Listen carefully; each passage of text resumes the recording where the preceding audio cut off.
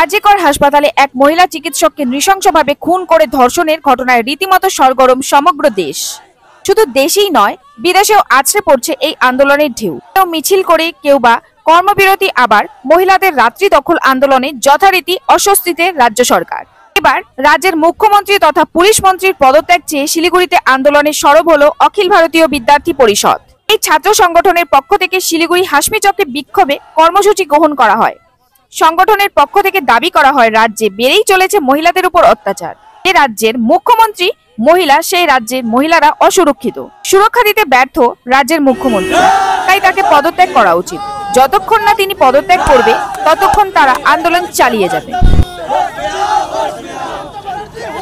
পরিণত হয়েছে আজকে আরজিকর ঘটনা ঘটে যাওয়ার এতদিন পরেও আমরা দেখতে পাচ্ছি পুলিশ প্রশাসন কোনো গুরুত্বপূর্ণ ভূমিকা পালন করেনি। আজকে সিবিআইয়ের দৌলতে সন্দীপ ঘোষকে জেরা করা হলো, কিন্তু আমরা দেখতে পাচ্ছি রাজ্য পুলিশ মন্ত্রী তারা কিভাবে এই অপরাধী ধর্ষকদের বাঁচানো যায় তার জন্য আপ্রাণ চেষ্টা করছে, কিভাবে প্রমাণ লোপাট করা যায় তার জন্য তারা আপ্রাণ চেষ্টা করছে। আমাদের বক্তব্য স্পষ্ট, নিজের রাজনৈতিক জামা ছিঁড়ে ফেলুন। দফা এক, দাবি এক, মমতা বন্দ্যোপাধ্যায়ের পদত্যাগ, এই আওয়াজ সকলে মিলে তুলুন। যতদিন না আমরা আমাদের বোনকে ন্যায় দিতে পারছি, আমাদের এই লড়াই চলবে।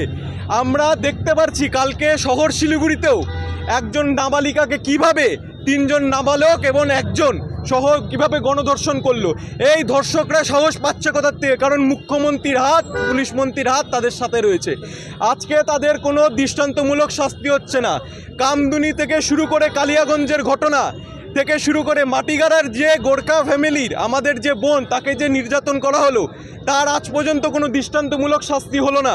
কিছুদিন আগে উত্তরবঙ্গ বিশ্ববিদ্যালয়ের অধ্যাপক যেভাবে তার ছাত্রীকে ধর্ষণ এবং তারপর তাকে যেভাবে হ্যারাস করে তাকে আত্মহত্যা করতে বাধ্য করলো, তারপরে বিদ্যার্থী পরিষদের ছাত্রদের লাগাতার আন্দোলন এবং আমাদের অনির্দিষ্টকাল ধর্না, ইউনিভার্সিটি বন্ধ ডাকা হলো, তারপরে তাকে অ্যারেস্ট করা হলো। কিন্তু আমরা দেখতে পাচ্ছি সেই অধ্যাপক এখনও শিক্ষকতা চালিয়ে যাচ্ছে, তারও কোনো দৃষ্টান্তমূলক শাস্তি হচ্ছে না।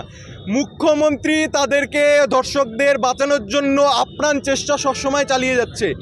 আমরা বলছি যে দফা এক, দাবি এক, মুখ্যমন্ত্রীর পদত্যাগ। আজকে বিদ্যার্থী পরিষদ পুরো রাজ্যে না, পুরো দেশভর জুড়ে ছাত্ররা আন্দোলনে নেমেছে। দাবি একটাই, মুখ্যমন্ত্রীকে অবিলম্বে দায়িত্ব নিয়ে পদত্যাগ করতে হবে।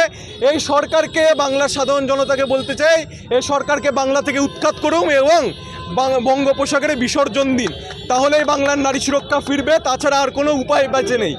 আজকে মহিলা মুখ্যমন্ত্রী থাকা সত্ত্বেও মায়েদের, বোনেদের এই পরিস্থিতি বাংলাবাসীর কাছে অত্যন্ত লজ্জাজনক।